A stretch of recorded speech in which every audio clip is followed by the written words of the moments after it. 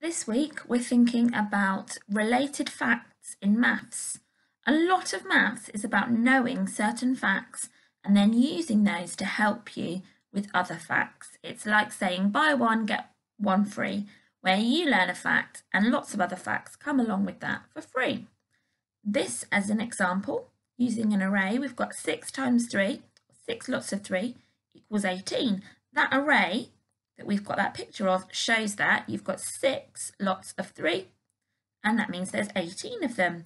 You could also see that array as 3 lots of 6 if you look at it in a different way. So we want to be thinking about what other facts we know now we know that fact. What facts can we get for free? So let's have a look how that might work.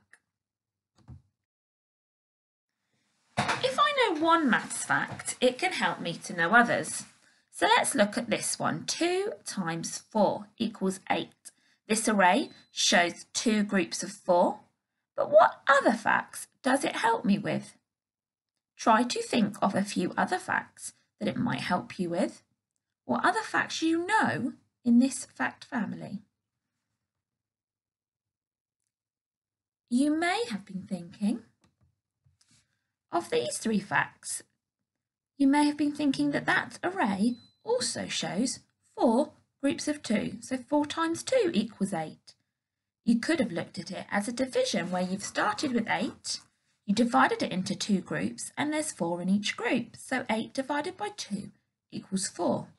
Or start with 8, divide it into 4 equal groups, and there are 2 in each group, so 8 divided by 4 equals 2. If that's a bit tricky for you, maybe try and get some objects out to represent those things. So maybe use 8 pieces of pasta or 8 pieces of Lego and organise them like this. We are moving on to thinking about the fact that we also would know other facts using this 1 times table fact. So imagine if each of those green circles was actually worth 10. We've now got 4 groups of 20, which equals 80. We could also say, switch that round, that we've got 20 groups of 4, and that equals 82. Because when we've got multiplication, we can switch the numbers round and do it in any order.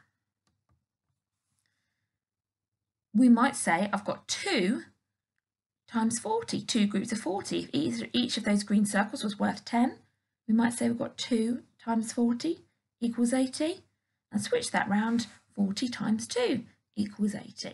Suddenly, I've found 3, 4, 5, 6, 7 facts from the 1 that I had to start with.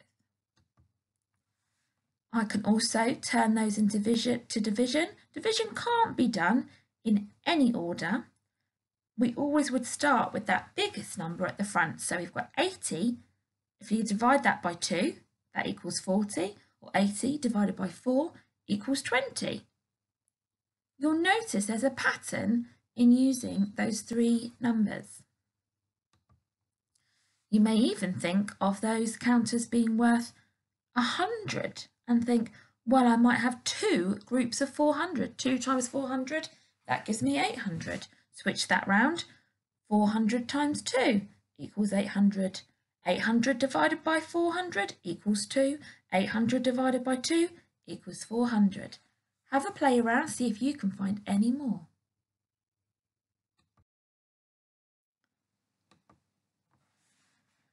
So how can I use 4 times 2 to help me work out questions like 4 times 20? Let's look at it in a picture form. This shows us, like the other diagram, that 4 times 2 equals 8. If each of those 1 cubes was actually a 10, we could arrange them in the same way and look to see that I've now got 4 groups of 20, and that equals 80. So I can use 4 times 2 to help me with 4 times 20. Let's see if you can have a go. See if you can have a go at working out these. So if I know that 5 times 3 equals 15, what would 5 times 30 be? You were right, 150. If I know that 4 lots of 4, 4 times 4 is 16, what's 4 times 40? 160. If I know that 8 times 2 is 16, what's 8 times 20? 160. If I know that 7 times 4 is 28, that means 7 times 40 is 280.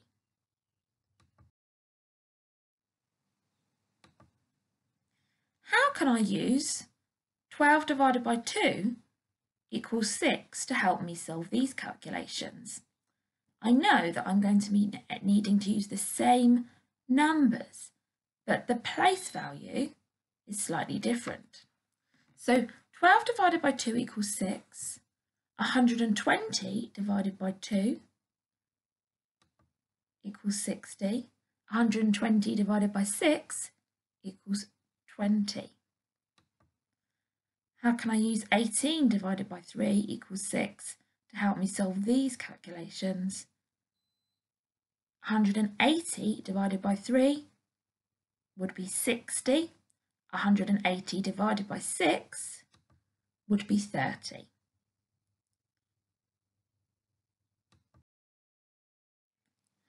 In spelling this week, I'd like you to just have a think about revising split diagraphs.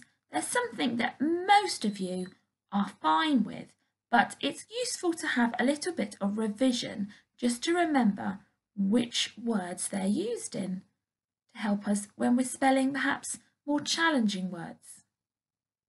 So we've got here 5 different split diagraphs. We've got the O, E, U, A, I. They're those long vowel sounds. Each picture is a clue for a word that includes that sound. So in the first column, all those words have an O sound. Your job is to use the spelling, the O split E spelling, to spell all those words. I know in class sometimes we have fun working out what the words might be, and sometimes there's more than one possible suggestion, which is absolutely fine.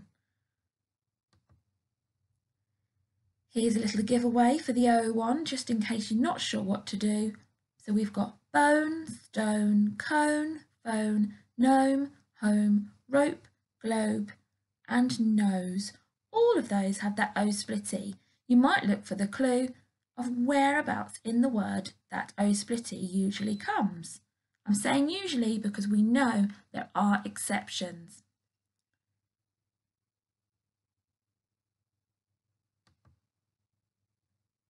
A couple of words for the E. We've got the E split E, complete, and seen.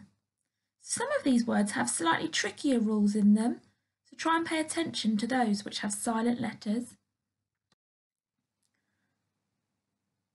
Here's a little bit of a clue. Try not to focus on this page while you're doing your home learning, but here are the answers in case you were really struggling with a particular word. Can you find more words which would fit in each column?